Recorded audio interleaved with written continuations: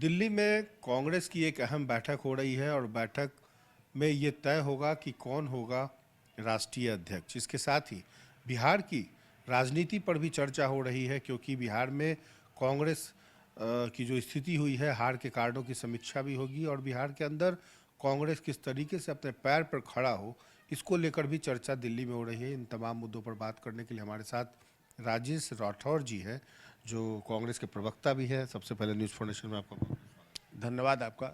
दिल्ली में कांग्रेस की हवा गर्म रहेगी या फिर तापमान गिरेगा? देखिए, हम लोग मौसम वैज्ञानिक तो नहीं है नीतीश कुमार की तरह, लेकिन हम चाहते हैं कि हवा सामान्य रहे, कि समान जीवन जीने से ही लोग बेहतर जीवन जीता है।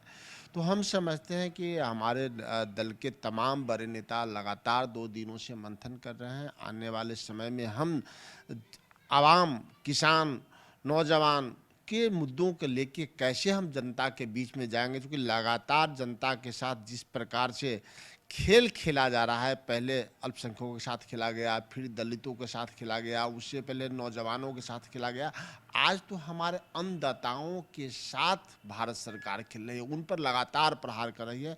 लेकिन सबसे प्रमुख बात है कि लगातार जो हमारे नेता आदरणीय सोनिया गांधी जी, आदरणीय राहुल गांधी जी, हमारे तमाम वरिष्ठ नेताओं से बात कर रहे हैं कि संगठन को कैसे धारदार किया जाए। तो तय हो जाए कि अध्यक्ष कौन होगा, क्योंकि जिस खेल की बात कर रहे हैं, खेल तो गांधी परिवार की तरफ से हो रहा है। कभी सोनिया गांधी, कभी राहुल गांधी, फिर सोनिया गांधी, फिर राहुल गांधी। देखिए, देश के कांग्रेस जनों का ही नहीं, देश के वो आवाम का जो गांधी विचारधारा में विश्वास रखते हैं, उन सब की इच्छा है कि राहुल गांधी जी कांग्रेस की कमान दोबारा संभाले।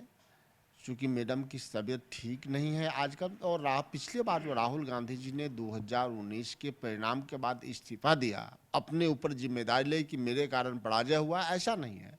हार की जिम्मेदारी हम तमाम वर्करों की भी है, हम सब भी अपनी जिम्मेदारी लेते हैं। यह जिम्मेदारी सिर्फ हमारे नेतृत्व का क्यों, हमारे नेतृत्व में बड़ा बड़कपन, राहुल गांधी जी ने अपने ऊपर यह जिम्मेदारी लेके बड़ा बड़कपन दिखाया है। उन्होंने कई प्रदेशों में चुनाव आया, वो हार की जिम्मेदारी ली, लेकिन अमित शाह जी और नरेंद्र मोदी जी कई प्रदेश को तो हारे हैं, लेकिन हार की जिम्मेदारी कभी उन्होंने नहीं ली।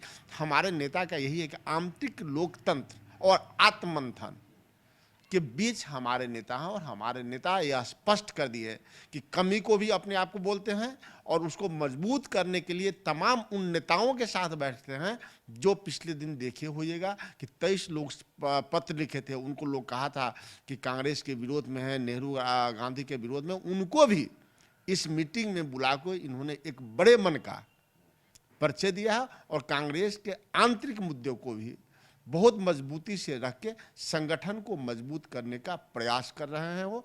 लेकिन हम सब चाहते हैं कि राहुल गांधी जी आए और दोबारा पार्टी के नेतृत्व संभालते हुए भारत का नेतृत्व करें। बिहार कांग्रेस की बात करें तो काफ़ी गिरावट देखने को मिली। पहले कैंडिडेट को लेकर के बहुत विवाद हुआ, उसके बाद फिर आप देखिए कि जो हार की समीक्षा है, वो भी आपकी सहयोगी पार्टी भी कह रही है कि कांग्रेस ये हार का कारण बनी।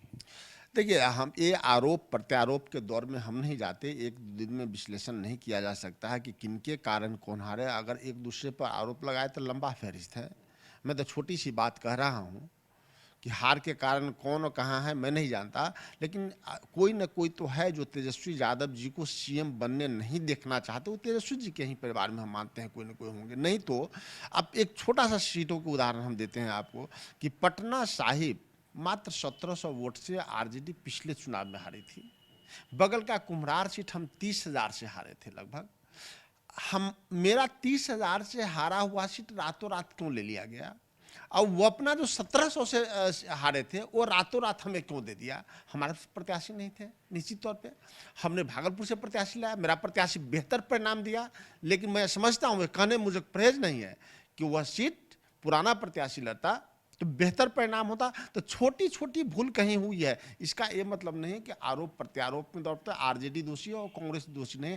हम सब कहीं ना कहीं टेबल मंथन में पीछे रहें। अगर बड़ी गंभीरता से सब बात पे हम लोग छोटी छोटी बातों पर हम ध्यान दिए होते, जनता ने हमें अपार बहुमत दिया है। मात्र हम 12,000 वोट से तब हारे हैं जब हमारे 40,000 पोस्टल बैलेट को अवैध कर दिया गया है। तो जनता ने तो सरकार परिवर्तन के खिलाफ वोट दिया, लेकिन कहीं ना कहीं हम लोगों में चूक रही है, इसको स्वीकार करने में कोई दिक्कत नहीं है। लेकिन भविष्य में ऐसी गलती न हो, इस पर आत्ममंथन, आत्मचिंतन और पार्टी के रणनीतिकार, महागठबंधन के रणनीतिकार एक जगह बैठ के बात करेंगे तो मुझे लगता है कि आने वाले समय में हम फिर पुनः बेहतर विकल्प बिहार और देश के लिए बनेंगे।